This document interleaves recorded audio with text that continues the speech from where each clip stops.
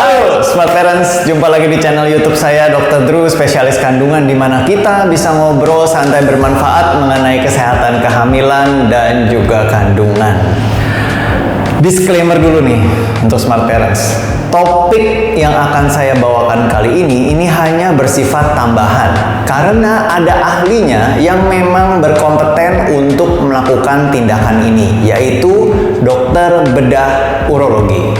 Karena kali ini kita akan bahas singkat mengenai proses steril pada laki-laki, yaitu vasektomi. Jadi apa itu vasektomi? Ini adalah sebuah tindakan yang dapat dilakukan sebagai salah satu jenis kontrasepsi jangka panjang.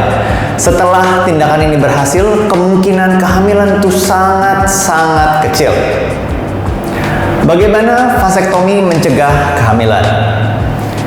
Vasektomi mencegah kehamilan dengan menghalangi jalur yang dilalui oleh sel sperma. Jadi seperti ini singkatnya Smart Parents. Sperma itu diproduksi dalam testis.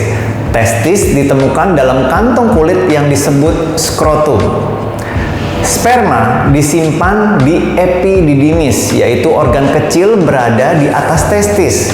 Nah, selama proses ejakulasi, perjalanan sperma dari epididymis melalui saluran atau tabung dan keluar dari ujung penis.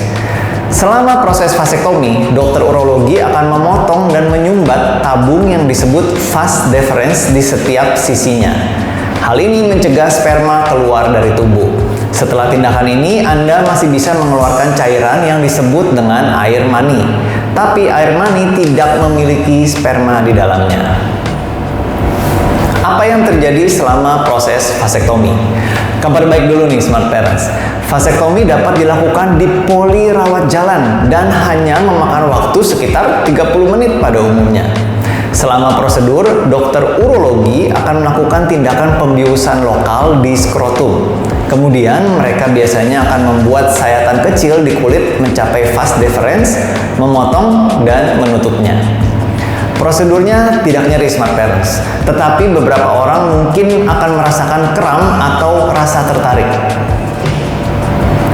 Apa yang terjadi setelah prosedur vasektomi? Kabar baiknya juga Anda bisa langsung pulang setelah prosedur, tetapi Anda perlu istirahat selama 2 hingga 3 hari ke depan. Setelah tindakan ini, Anda mungkin akan merasa tidak nyaman dan sedikit memar di daerah skrotum. Dokter urologi Anda akan memberitahu Anda obat-obatan pereda nyeri mana yang harus diminum. Mereka mungkin juga akan meresepkan obat untuk mengobati rasa sakit apabila memang nyeri banget. Kemudian dokter urologi Anda akan memberikan petunjuk tentang apa saja yang boleh dan tidak boleh dilakukan setelah prosedur vasektomi.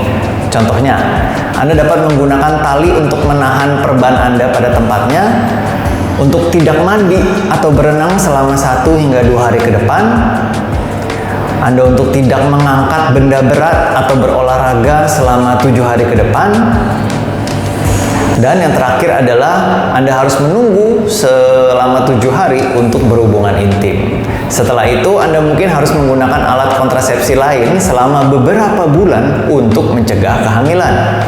Apa sih efek samping dari tindakan vasektomi? Kabar baik lagi nih Smart Parents, efek samping itu jarang terjadi, ya, tetapi ya tetap saja dapat terjadi, dan ada 3 efek samping yang perlu diperhatikan. Pertama, nyeri hebat di skrotum. Kedua, perdarahan di skrotum. Dan yang terakhir adalah infeksi kulit di sekitar luka. Jika Anda memiliki efek samping seperti yang saya sebutkan di atas, segera kabari dokter urologi Anda, Smart Parents. Kapan pasca tindakan vasektomi ini dapat bekerja secara efektif? Nah, dibutuhkan beberapa bulan sebetulnya setelah vasektomi, di mana proses kontrasepsinya itu bekerja secara efektif. Itu karena tabung saluran masih bisa menampung sperma di dalamnya. Nah, ini ada fakta untuk Smart Parents, di mana Anda perlu ejakulasi kurang lebih 20 kali atau lebih setelah vasektomi untuk membersihkan semua sperma dari saluran. Karena itu penting untuk tetap menggunakan kontrasepsi jenis lain selama beberapa bulan untuk mencegah kehamilan. Bagaimana saya tahu kalau vasektomi saya berhasil? Nah, Anda akan menjalani pemeriksaan lanjutan Smart Parents yang disebut dengan pemeriksaan jumlah sperma untuk memastikan air mani Anda sudah tidak mengandung sperma sama sekali. Ini biasanya dilakukan 3 bulan setelah tindakan vasektomi. Jumlah sperma ini akan memeriksa berapa banyak sperma dalam sampel air mani. Untuk tes ini, Anda harus memberikan sampel air mani Anda. Nah, jika sampel Anda tidak ada spermanya sama sekali, Anda bisa berhenti menggunakan kontrasepsi jenis lain. Tetapi, Smart Parents, jika sampel air mani Anda masih mengandung sperma, Anda tetap harus menggunakan alat kontrasepsi lain sampai Anda melakukan perhitungan sperma lagi. Nah, bagaimana jika saya berubah pikiran setelah menjalani vasektomi? Tentu saja langkah utama untuk Smart Parents harus konsultasi dengan dokter spesialis urologi Anda.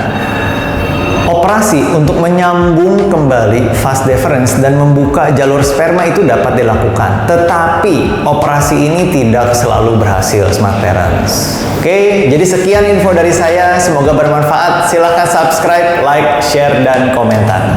Sampai jumpa di video saya selanjutnya dan salam sehat.